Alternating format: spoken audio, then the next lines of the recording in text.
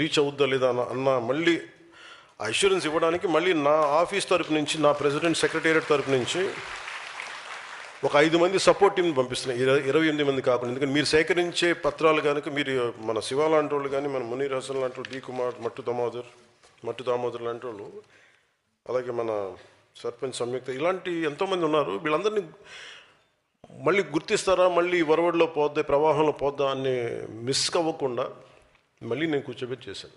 అది మళ్ళీ నా దగ్గరికి వచ్చేలాగా. ఎందుకంటే దీన్ని మళ్ళీ కూర్చోబెట్టి మిమ్మల్ని మళ్ళీ పిలిచి మళ్ళీ దాన్ని సార్టింగ్ అవుట్ కూడా మళ్ళీ మిమ్మల్ని పిలిపిస్తాను ప్రతి పార్లమెంట్కి కూడా. ఈ కమిటీల ప్రధాన బాధ్యత నాయకుల్ని ఎంపిక చేయడం కాదు, సమాచారాన్ని చాలా పారదర్శకంగా సేకరించడం మాత్రం. ఇప్పుడు ఉదాహరణకి నేను శివ గారి పేరే తీసుకున్నా, తెనాలి శివనాగరాజు గారి పేరుని తీసుకున్నంటే, ఈ పేరు నా దగ్గరికి ఎలా వస్తుంది అనుకుంటున్నారు? నా చెవులు ఎప్పుడు క్షేత్రస్థాయిలో పెట్టుంటాను, ఎవరు పని చేస్తారు ఏం.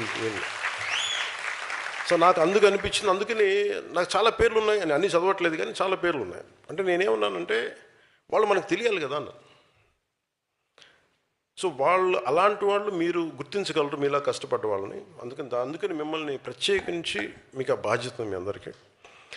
కొంతమంది కమిటీల జాబితాను రిలీజ్ చేసిన తర్వాత కొంతమంది నాయకులు నాతో కొన్ని మెసేజెస్ పంపించారు. ఈ కమిటీలో ఉన్న వాళ్ళు మాకు తెలియదు, వాళ్ళు ఎక్కడ పనిచేశారో మాకు తెలియదు, మీకు నచ్చిన వాళ్ళతోనే కమిటీస్ ఏర్పాటు చేశారా అని కొన్ని ప్రశ్నలు వచ్చినాయి. ఈ కమిటీల ప్రధాన బాధ్యత పార్టీ కోసం నిస్వార్థంగా కష్టపడిన నాయకులు, సాధకులు, జన సైనికుల వివరాలను సేకరించడం, నా పరిశీలనకు పంపించడమే తప్ప. అలాగే వీళ్ళందరూ ఎన్ని సంవత్సరాల నుంచి పనిచేశారు? ఉన్న 700 మందిలో 600 మందిని చేయడానికి ఒక ఫార్మాట్ తీసుకున్నాం. ఎన్ని సంవత్సరాల నుంచి ఉన్నారు, ఎంత సభ్యత్వం చేశారు, ఎన్ని సంవత్సరాలుగా వీళ్ళు ఒడిదుడుకులు ఎదుర్కొన్నారు, వీటన్నిటిని ఒక బేరీ చేసుకొని ప్రమాణంగా తీసుకొని చేసుకుంటూ వచ్చాం. కొంతమంది నేను ఇంకా మిస్ అయ్యి వచ్చామో కానీ, ముందు ఇది సేకరణ కమిటీయే కాబట్టి మ్యాక్సిమం జనంతో మమేకమైన వాళ్ళు కావాలని చెప్పి ఆ బాధ్యతగా తీసుకున్నాం. మళ్ళీ పాయింట్ ఆఫ్ కాంటాక్ట్స్ కానీ, అక్కడ ఉన్న ఎమ్మెల్యే ప్రతినిధులు కానీ, పదవులు అనిపిస్తున్న వాళ్ళని తీసుకున్నాం. ఎవరు పదవులకి రావాలన్నా అది ఒక బాధ్యత. సో అది మీరు నిర్ణయించాలి, భవిష్యత్తులో సాధక్స్ నిర్ణయించాలి.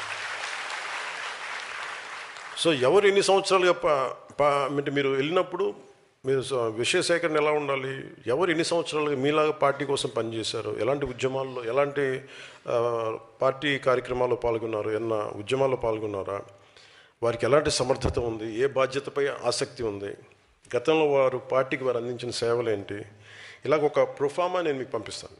దానికి అనుగుణంగా మీరు సమాచారం సేకరించండి. అలాగే ఈ కమిటీలో ఉన్న ప్రతి ఒక్కరికి మీ విధి విధానాలు, కార్యక్రమ నిర్వహణ మీద స్పష్టంగా మీకు చాలా క్లియర్ కట్ గైడ్లైన్స్ మీకు అందజేయడం జరుగుతుంది.